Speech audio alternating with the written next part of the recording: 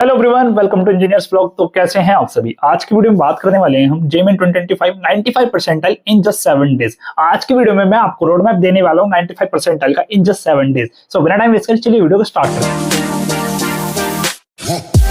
आपका यही क्वेश्चन होगा, क्या ये पॉसिबल है। देखो, आपका मेरा सबका क्वेश्चन होगा, क्या ये पॉसिबल है, इज इट पॉसिबल। तो मेरा आंसर है यस, 100% यस। एंड एक बार आप अपने मन से पूछो, आंख बंद करके, क्या ये पॉसिबल है। आस्क योरसेल्फ, अपने मन से पूछो क्या होगा।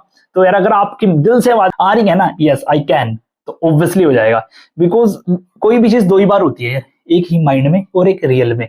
तो भाई एक बार माइंड में बना लो, दिल से कह दो कि यार हाँ मैंने करना है, और वो रियलिटी हो जाएगी। क्योंकि लाइफ में चीजें दो ही बार होती है, दिमाग में और हकीकत में। तो दिमाग में तो करो पहले, तो भाई पॉसिबल है, ठीक है। और मैं रोड मैप दिखाने वाला हूँ एट द एंड वीडियो के, बताना क्या ये पॉसिबल है या नहीं है। सो मूव करें नेक्स्ट वन। सबसे पहले मैं बताने वाला हूँ आपको टारगेट स्कोर, कितना आपको टारगेट करना है। तो आपको ज्यादा टारगेट करने की जरूरत नहीं है, आपको मैं ऑथेंटिकली डाटा वाइज बताने वाला हूँ, ऐसी कोई हवा में बात नहीं करने वाला। अगर हम 2023 की बात करें तो अगर आपके मार्क्स 100 से 135 के बीच में आते तो आपके इजीली 95 परसेंटाइल बन रही थी। जैसे कि आप यहाँ पे देख भी सकते हैं, 101, 104, 21, 103 इनके बीच में इन मार्क्स पे आपकी 95 परसेंटाइल बन गई थी इन 2023। साथ ही बात करें 2024 में, तो आपकी जो मार्क्स रेंज थी वो 101 से 173 थी, जैसे कि आप यहाँ पे देख भी सकते हैं।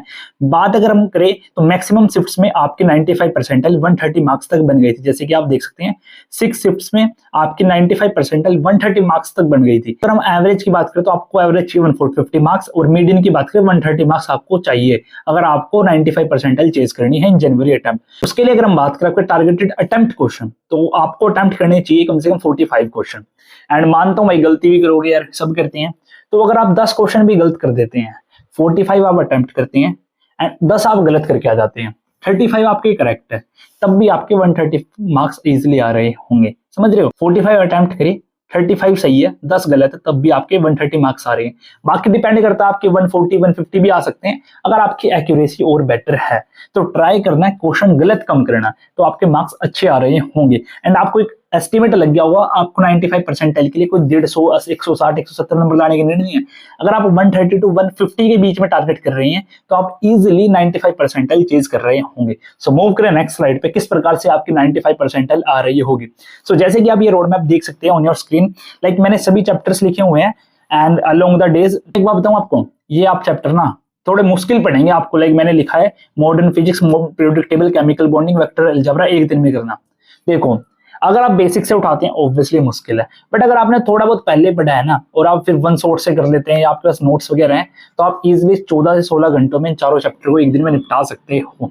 वही अगर हम डे 2 की बात करें, magnetism and matter, AC, coordination compound and Saturn relation, तो ये भी आप एक दिन में कर सकते हैं। लाइक सैटर्न रिलेशन तो 1 से 1.5 घंटे का चैप्टर है, मैग्नेटिज्म मैटर भी, एसी एंड कोऑर्डिनेशन कंपाउंड थोड़ा बड़ा चैप्टर है, तो आप इजीली 14 से 16 घंटे में इन चैप्टर को कर सकते हैं। भाई सिंपल सा रूल है, अगर 95 परसेंटाइल चाहिए तो डेडिकेशन, हार्ड वर्क, डिवोशन चाहिएगा। ये तीनों चीज चाहिए, मेहनत करनी पड़ेगी, पूरा समर्पण करना पड़ेगा जेई को, तभी आप 95 परसेंटाइल चेज कर सकते हो।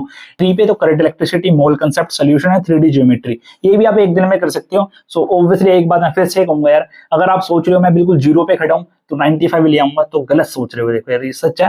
हाँ, आपने 10, 20, 30% तैयारी है, 30% है, 20% है, 40% है, तो भाई आप इजीली चेंज कर सकते हो। मींस कहने का मतलब ये है, अगर आप मॉडर्न फिजिक्स उठा रहे हो ना, तो आपको पता होना चाहिए मॉडर्न फिजिक्स है क्या चीज। ये नहीं कि यार मैं बिल्कुल फ्रेशर बच्चा हूँ, मॉडर्न फिजिक्स आज से पहले देखी नहीं, नाम नहीं सुना, तब नहीं होगा भाई। देखो, सच्चाई बोलने आदत है अपनी तो, ठीक है।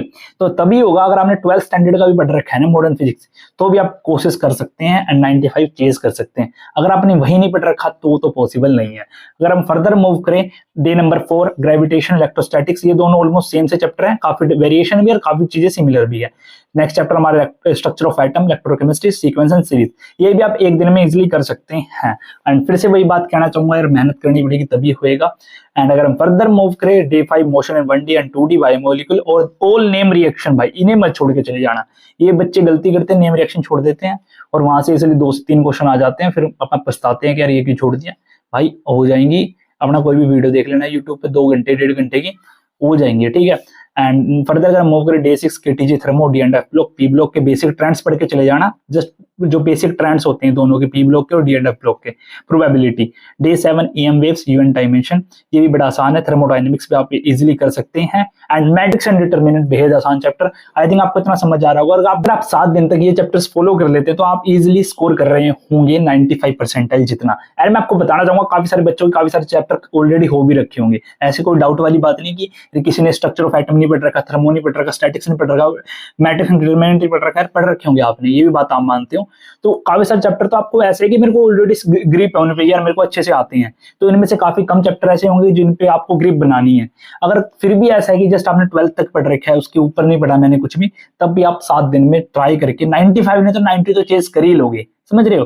तो भाई एट द एंड खेल सिर्फ मेहनत का है, जितनी ज्यादा मेहनत उतने ज्यादा मार्क्स, सिंपल सा, डायरेक्टली प्रोपोर्शनल है भाई, हार्डवर्क और रिजल्ट, जितना मेहनत करोगे उतना अच्छा रिजल्ट आएगा, समझ रहे हो। तो आई थिंक इतना आपको समझ आ गया होगा, और नीचे मैंने क्वेश्चन से लिखे हैं आप कितने क्वेश्चन एक्सपेक्ट कर सकते हैं इन टॉपिक से, 16 to 17, 17 to 18 और 10 to 12। एवरेज अगर हम लेके चले तो 45 क्वेश्चन आपके यहाँ से आ रहे होंगे। इससे पिछली स्लाइड में मैंने बताया था आप 45 क्वेश्चन अटेम्प्ट करके आएंगे, तो मैंने 45 क्वेश्चन का आपको डाटा दे दिया कि यहाँ से क्वेश्चन आएंगे, ये करके चले जाओ, तो आपके पेपर में 45 क्वेश्चन यहीं से आ रहे होंगे, ठीक, 1-2 क्वेश्चन ऊपर नीचे हो सकता है, ठीक है। एंड फर्दर अगर हम बात करें, अगर आप 45 क्वेश्चन आपकी जो पढ़े हुए चैप्टर से आ रही हैं, उसके बाद भी आपको 10 क्वेश्चन की छूट मिल रही है कि आप गलत कर सकते हैं 10 क्वेश्चन, अगर आप 35 ठीक करने हैं जस्ट आपने, तब भी आपकी 130 मार्क्स बन रहे हैं, और 130 मार्क्स पे 80% चांस है कि आपकी 95 परसेंटाइल बन जाएंगी, 80% चांस है, समझ रहे हो। और अगर आप 1-2 क्वेश्चन और ठीक कर देते हैं, 140 तक ले आते हैं, तो 90% चांस है कि आपकी बनी जाएगी, समझ रहे हो। तो बाकी थोड़ा बहुत वेरिएशन रहेगा, बट आप बहुत क्लोज होंगे 95 परसेंटाइल की, और गारंटी से आपकी 80% चांस तो ये है कि 95 परसेंटाइल बन ही जाएगी। आई थिंक आपको इतना समझ आ रहा होगा। सो मूव करें नेक्स्ट वन। सो मैंने ये 3 वीडियो बना रखी है हमारे चैनल पे श्योर टॉपिक्स की, इन्हें एक बार रिवाइज कर लेना, रिवाइज इन सेंस की खोल के देख लेना।